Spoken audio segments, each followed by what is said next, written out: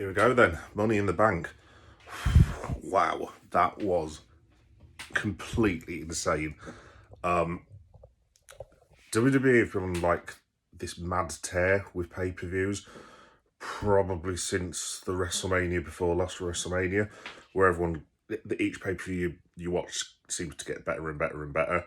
The last one we had was absolutely amazing, as in the one in Scotland with Drew and Punk at the end. This last night was it's probably one of my favourite WWE pay-per-views, not far of all time. It was that good, and there were only 5 matches. I guess the top headline that you need to start with is John Cena came back last night. Yes, that guy, which was cool. Trish Stratus, who was the host of Money in the Bank, because it was in Toronto in Canada, at the Scotia Arena, I think it's called. I don't know what it's called. Trish introduces Cena, and it's like, oh, here's John again. He's gonna like do the thing where he's like, yes, we should have a WrestleMania in Canada, like he did in London a while ago. Or we're gonna do this, or I'm going to try and win the title for the 17th time and take over Flair. That sort of thing. That isn't what we got. Cena actually retired last night in the ring,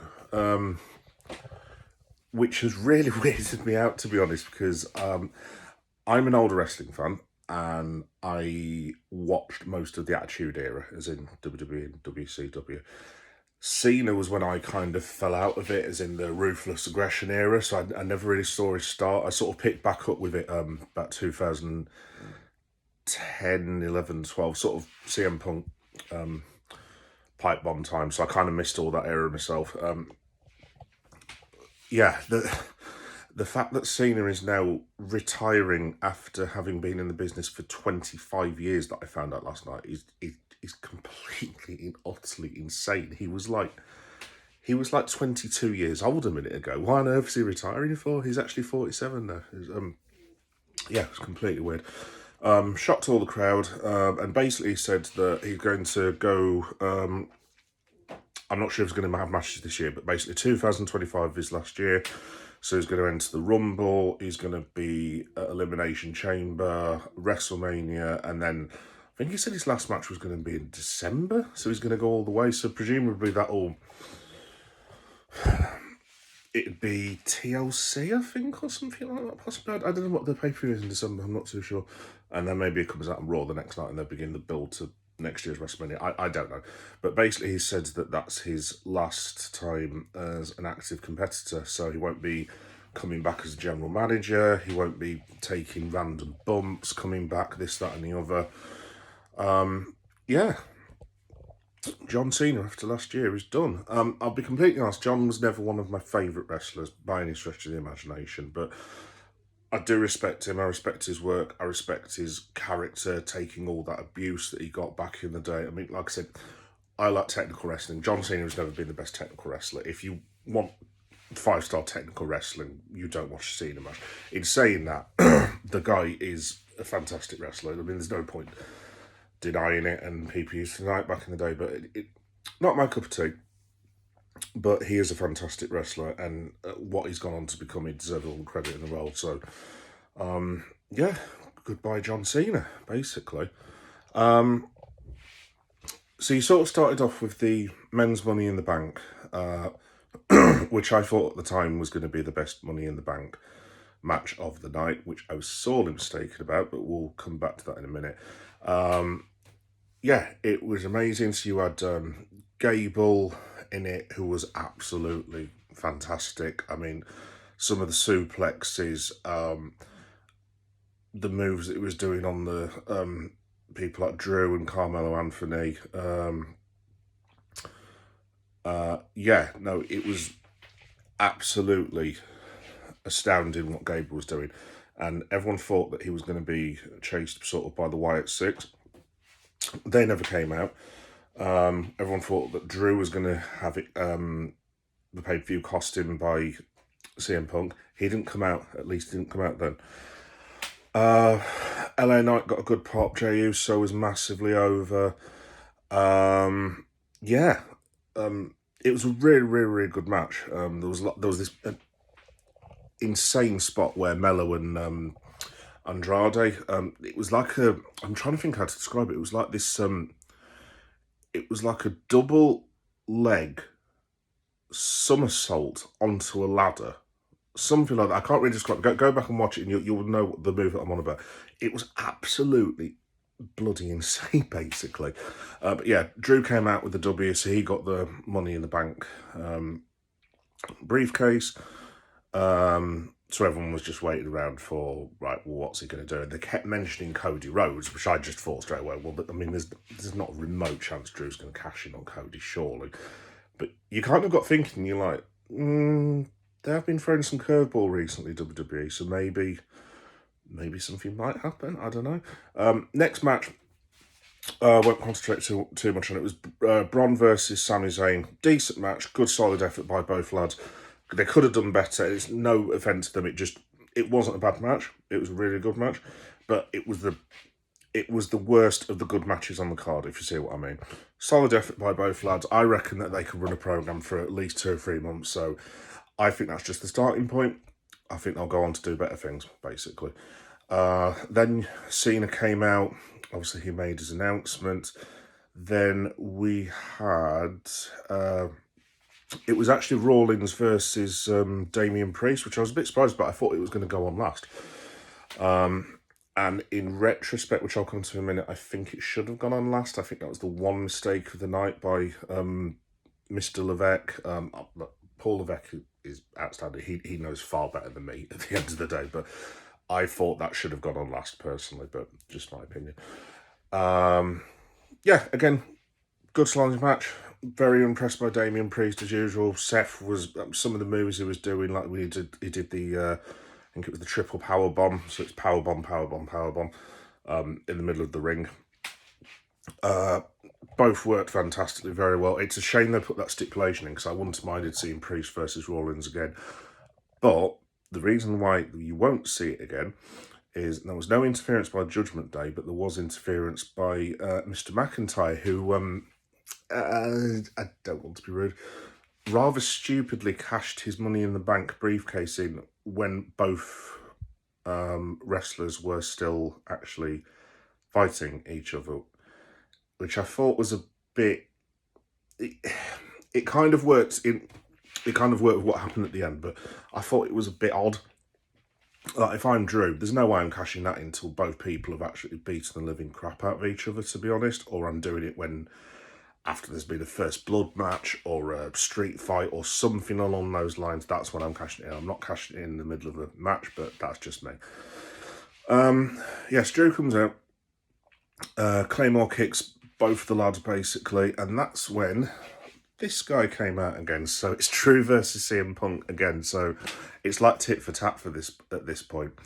CM Punk's now cost Drew the title 3 times. But in the storyline, obviously, Drew injured Punk at the Rumble and then was taking the mickey out of him being injured and missing WrestleMania.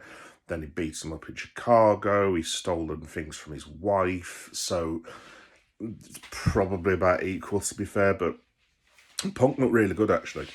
It wasn't just McIntyre having to sell. He actually looked really, really good in what he did when he was like pummeling him with fists and forearms and this, that, and the other. And then basically Damian Priest hit his finisher and pinned Drew, not Rawlins. So Rawlins was never actually pinned, but because of the stipulation, Rawlins now can't win the world title until Damian Priest isn't the world champion. So I'm guessing is going to mean Gunther versus Rawlins after SummerSlam, possibly, because Gunther's got the, because he won the King of the Ring, he's got the, what do you call it? The chance to basically wrestle for the title at SummerSlam. I can't see a world where Gunther doesn't win that title, if I'm being completely honest. I really, really can't see it.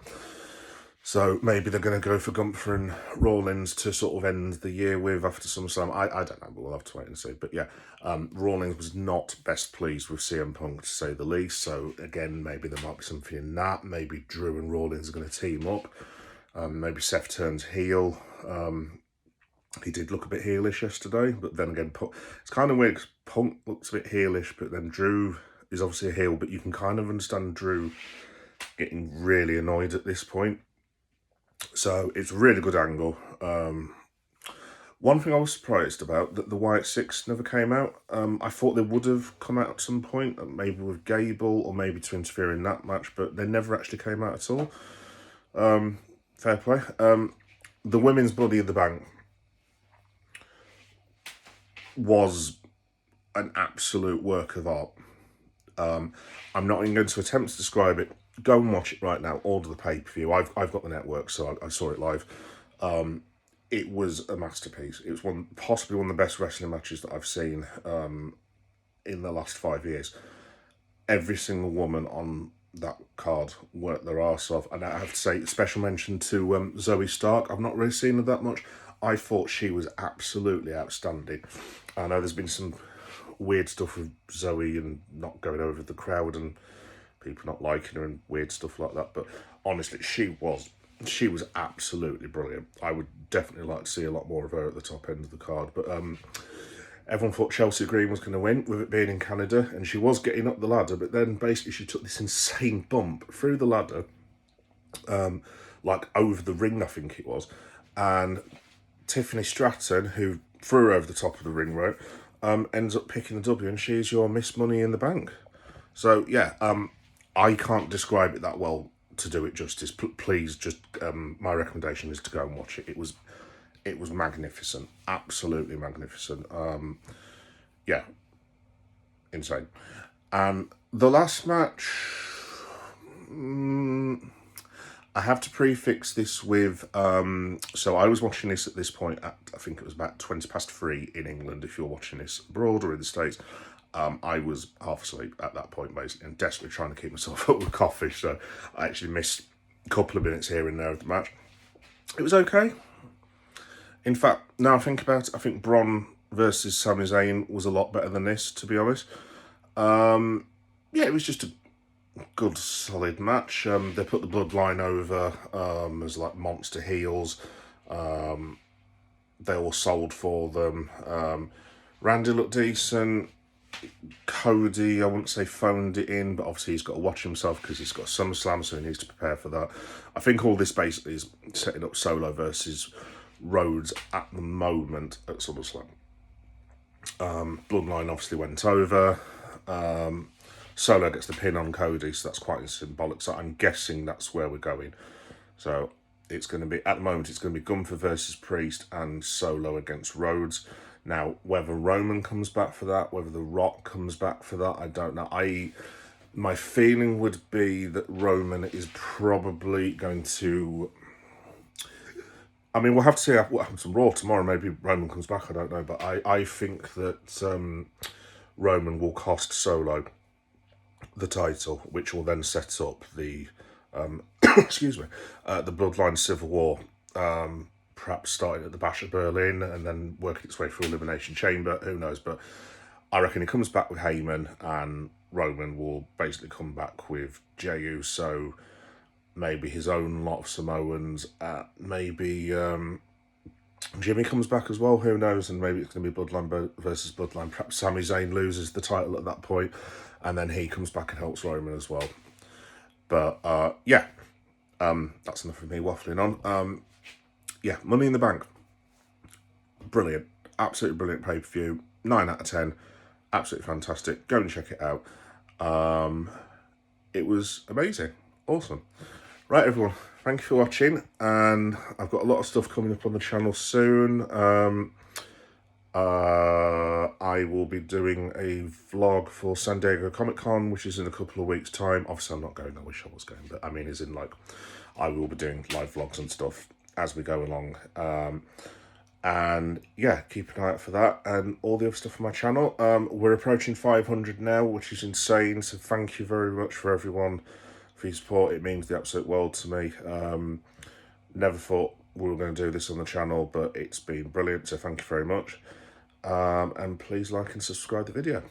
Okay, see you soon. Bye-bye.